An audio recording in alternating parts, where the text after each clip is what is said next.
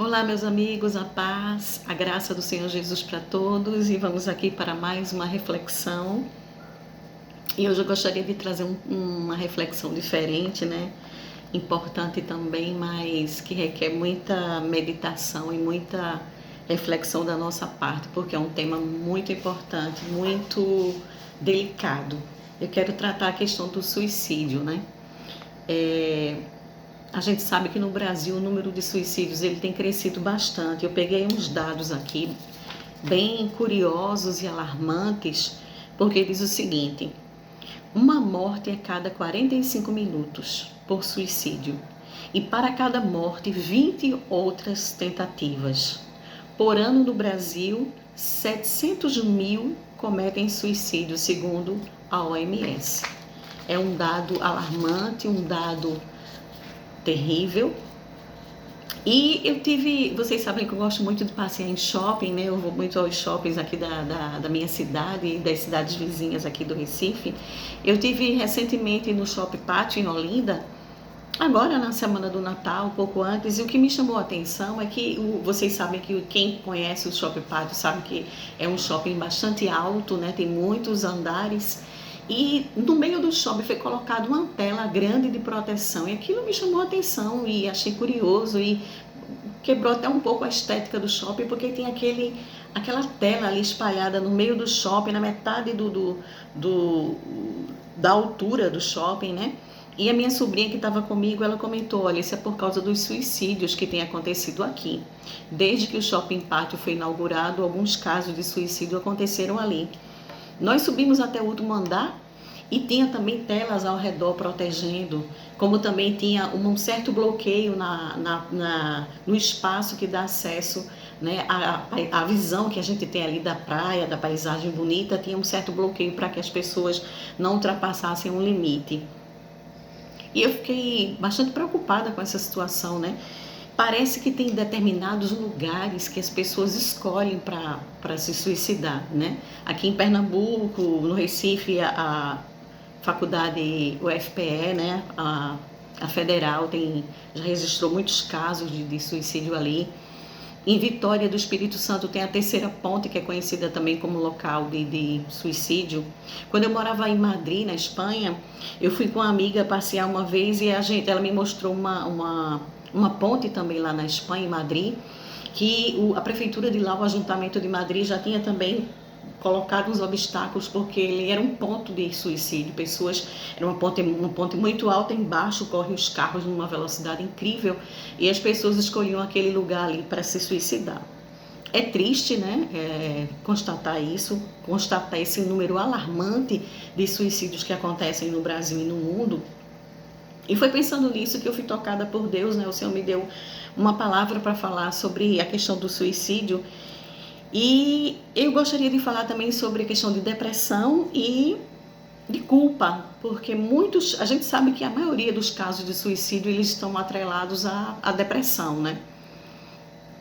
É histórico de pessoas que já vêm de quadro de depressão, de famílias que têm histórico de depressão, de problemas psicológicos.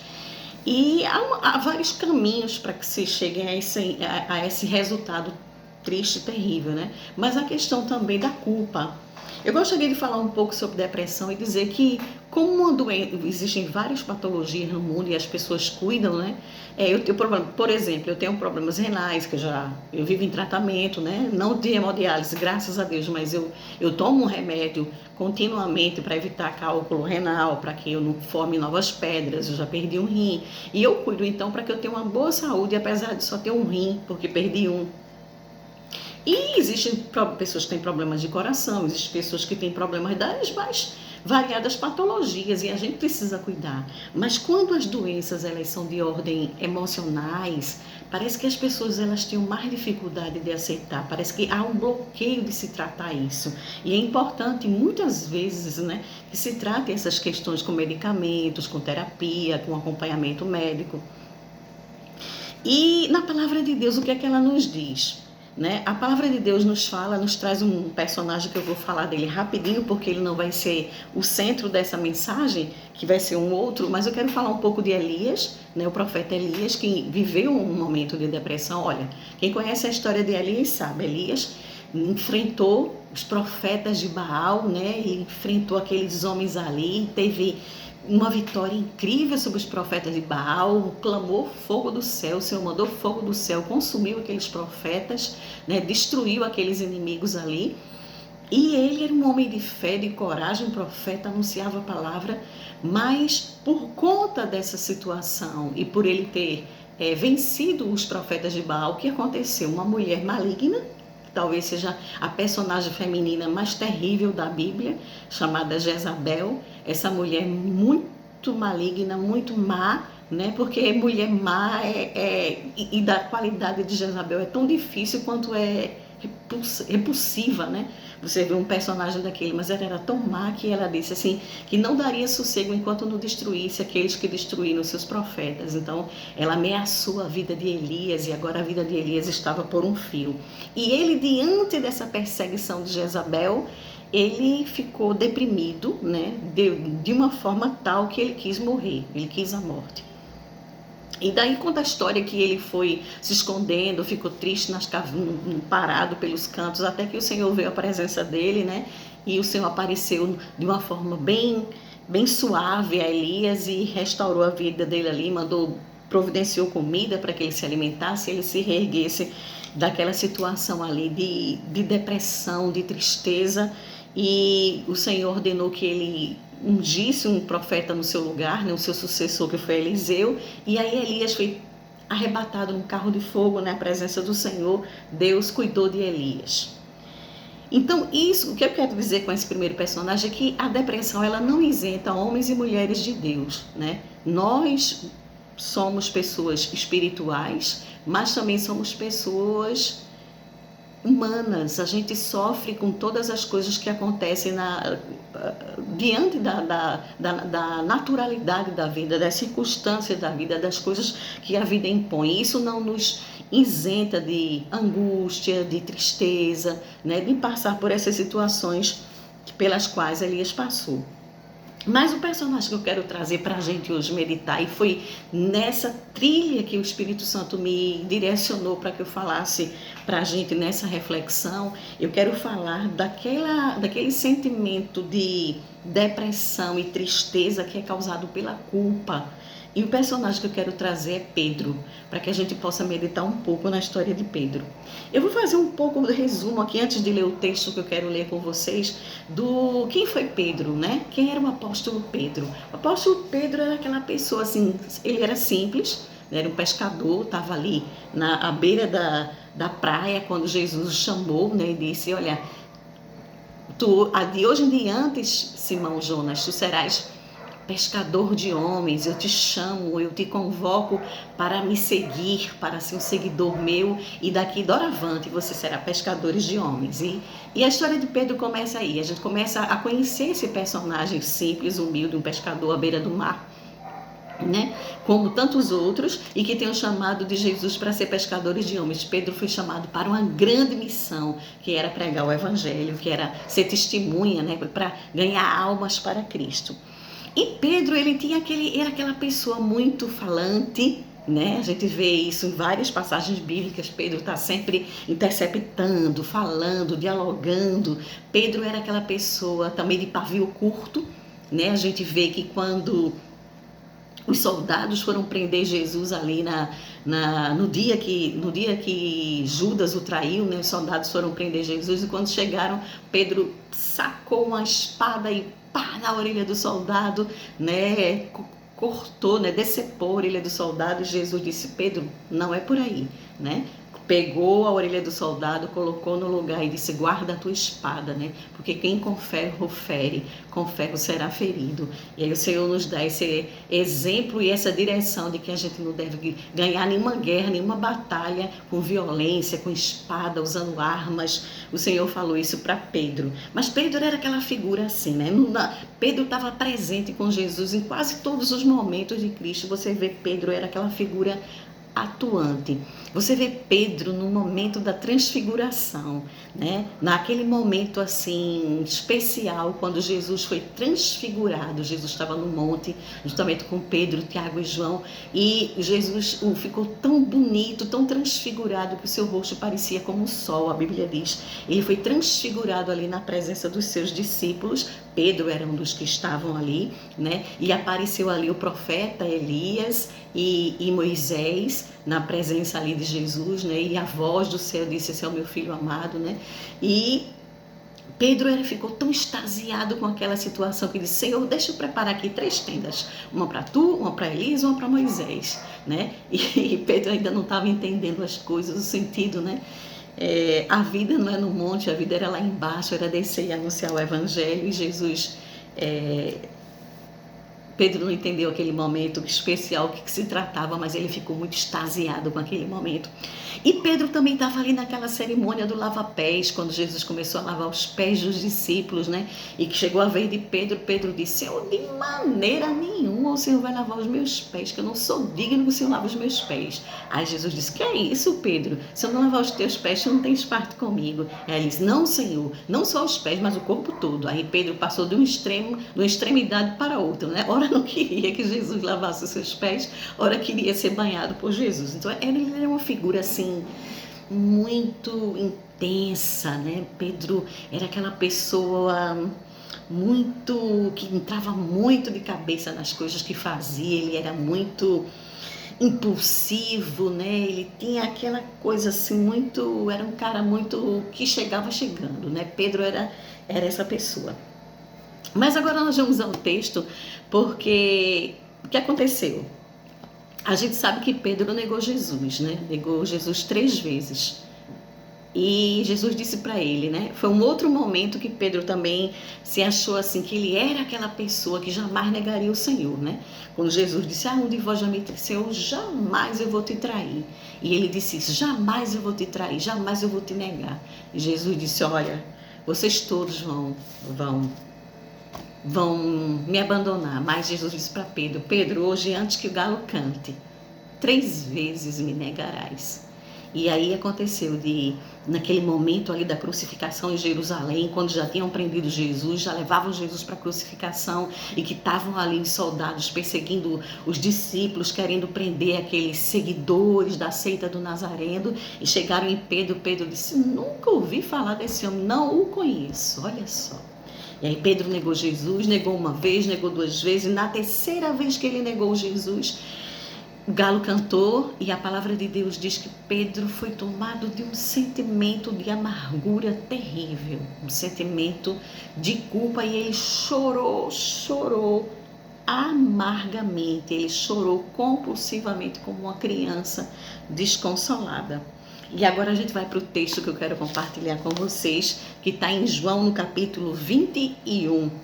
Diz assim: depois disso, Jesus apareceu novamente aos seus discípulos, à margem do mar de Tiberíades. Foi assim: estavam juntos Simão Pedro, Tomé, chamado Dídimo, Natanael, de Caná da Galileia, os filhos de Zebedeu, os 2 outros discípulos. Vou pescar, disse-lhe Simão Pedro, e eles disseram: nós vamos com você. Eles foram e entraram no barco, mas naquela noite não pegaram nada. Ao amanhecer, Jesus estava na praia, mas os discípulos não o reconheceram. Ele lhes perguntou: filhos, vocês têm algo para comer? Eles responderam: não. Ele disse: lancem a rede do lado direito do barco e vocês encontrarão. Eles a lançaram e não conseguiram recolher a rede, tal era a quantidade de peixe. O discípulo a quem Jesus amava disse a Pedro: é o Senhor. Simão Pedro, ouvindo, disse: vestiu a capa, pois havia tirado, e lançou-se ao mar. Os outros discípulos vieram no barco, arrastando a rede cheia de peixes, pois estavam apenas a cerca de 90 metros da praia. Quando desembarcaram, viram ali uma fogueira, peixe sobre brasas e um pouco de pão. Disse-lhe Jesus: tragam alguns dos peixes que acabaram de pescar. Simão Pedro entrou no barco e arrastou a rede para a praia. Ela estava cheia, tinha 153 grandes peixes. Embora houvesse tantos, a rede não se rompeu. Jesus lhes disse: venham comer. Nenhum dos discípulos tinha coragem de perguntar: quem és tu? Pois sabiam que era o Senhor. Jesus aproximou-se, tomou o pão e o deu a eles, fazendo o mesmo com o peixe. Esta foi a terceira vez que Jesus apareceu aos seus discípulos, depois que ressuscitou dos mortos. Depois que comeram, Jesus perguntou a Simão Pedro: Simão, filho de João, você me ama mais do que a estes? Disse-lhe ele: sim, Senhor, tu sabes que te amo. Disse-lhe Jesus: cuida dos meus cordeiros. Novamente Jesus disse: Simão, filho de João, você me ama? Ele respondeu: sim, Senhor, tu sabes que te amo. Disse Jesus: pastoreia as minhas ovelhas. Pela terceira vez ele lhe disse: Simão, filho de João, você me ama? Pedro ficou magoado porque Jesus lhe perguntou pela terceira vez: você me ama? E lhe disse: Senhor, tu sabes todas as coisas, tu sabes que eu te amo. Disse-lhe Jesus: cuida das minhas ovelhas. Veja que relato extraordinário, né? Jesus agora ressurreto depois de haver passado tudo aquilo, né? Passado o terceiro dia da crucificação, e agora Jesus já havia aparecido aos discípulos no caminho de Emaús, já havia aparecido em primeiro lugar Maria Madalena e as outras Marias, e já havia aparecido a muita gente, e agora Jesus reúne esses que estavam ali na praia, aparece para eles, né? E eles ficam ali extasiados com a presença de Jesus, e Jesus já tinha preparado um churrasco de peixe. Olha que delícia! Jesus tinha preparado um churrasco de peixe para eles, mas na verdade o que Jesus tinha preparado era um momento da reconciliação. Pedro precisava de fato desse momento. Ele precisava ser reintegrado ao grupo. Pedro precisava ser perdoado por si mesmo, porque Jesus já havia perdoado, né? Pedro carregava aquela culpa da negação, aquela culpa de não ter sido fiel a Jesus como ele gostaria de ter sido. E essa era a causa da tristeza de Pedro, essa era a causa dele ter voltado ao mar. Talvez Pedro agora quisesse voltar à antiga vida. Bom, ele pensava: eu fracassei como discípulo, como seguidor, como pescador de homens, então eu vou voltar a pescar peixe. Talvez essa realmente seja a minha praia. Mas Jesus diz não. Jesus tinha um propósito na vida de Pedro, Jesus tinha um chamado na vida de Pedro, e Jesus queria reintegrar Pedro ao grupo pelo qual ele estava se sentindo menor, estava se sentindo menos, né? E talvez você esteja se sentindo assim, eu não sei qual a situação, qual o sentimento de culpa que você carrega por talvez alguma coisa que você fez contra alguém, uma situação que foi criada, que você gerou, e talvez você não consiga se perdoar daquilo. E eu quero te dizer que Deus já te perdoou e que você precisa se perdoar também. Jesus conhecia Pedro profundamente, né? E Jesus amava Pedro do jeito que Pedro era. Jesus sabia tanto das qualidades de Pedro quanto dos defeitos de Pedro. Mas o que Jesus estava vendo em Pedro quando chamou ele para ser pescador de homens, Jesus não estava vendo só as falhas de Pedro, o Pedro medroso, que quando foi andar por cima do mar teve medo, né, e quase se afogou, né? A princípio ele ficou eufórico quando viu Jesus andar sobre as águas e disse: deixa eu ir ter contigo, mestre.